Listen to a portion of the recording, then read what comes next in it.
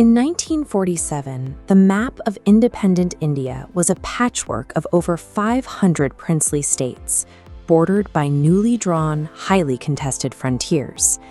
To survive its first turbulent years, the young republic required an immediate, unifying shield. That very shield was first tested internally. During Operation Polo in 1948, the Indian Army mobilized to integrate the massive princely state of Hyderabad into the Union, physically securing the geographical heart of the country. 13 years later, that mission of cohesion reached the coast.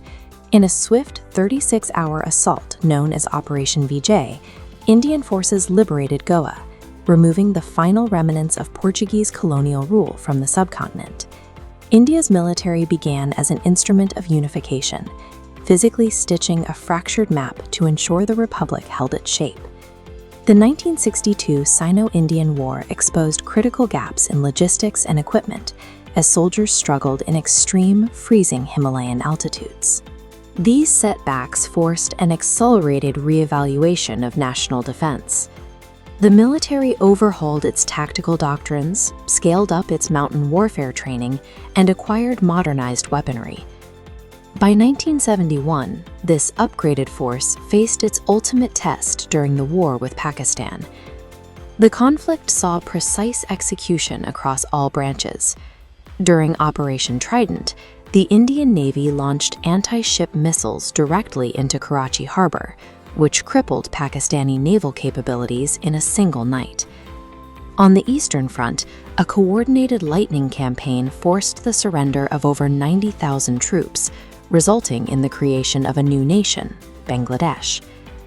The events of 1971 demonstrated India's capacity to project power and alter global geography, establishing its status as a dominant regional force.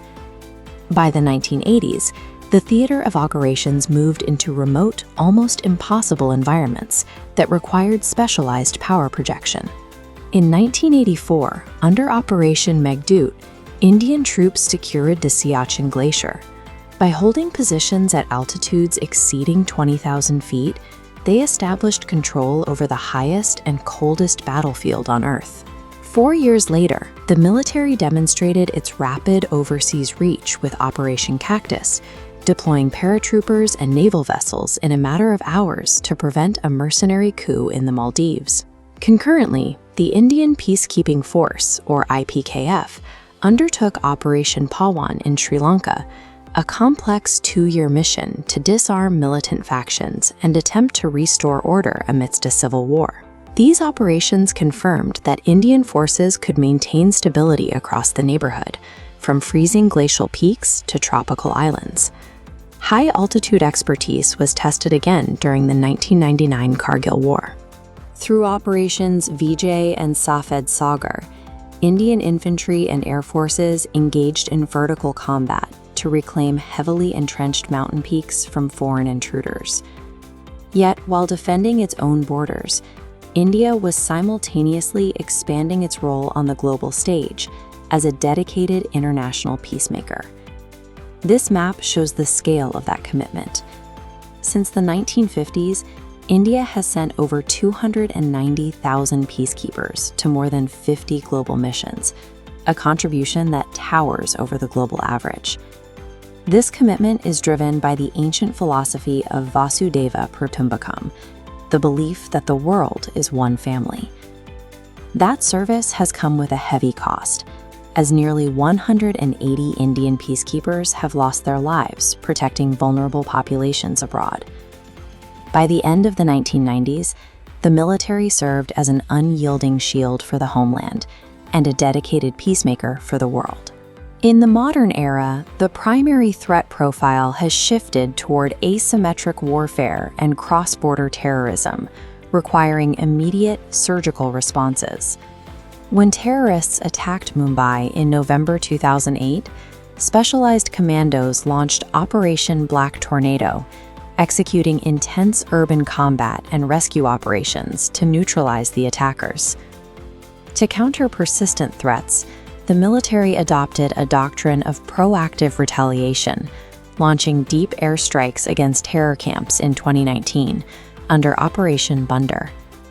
This tactical evolution continued into 2025 with Operation Sindoor. Following an attack in Pahalgam, joint forces utilized artificial intelligence, indigenous drone technology, and multi-domain strikes to dismantle hostile infrastructure across the border. India's defense doctrine emphasizes proactive, high-tech deterrence, utilizing advanced systems to neutralize threats before they reach the border.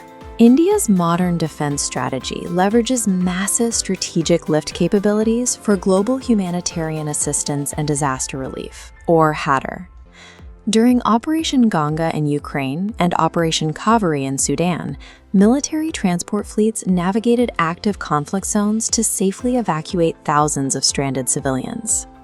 When earthquakes struck Turkey, Syria, and Myanmar, Indian military field hospitals and rescue teams were among the first on the ground, treating thousands of casualties during Operations Dost and Brahma. The Indian Armed Forces operate as both defenders of the state and anchors of global humanity, fighting to protect the home and healing to serve the world.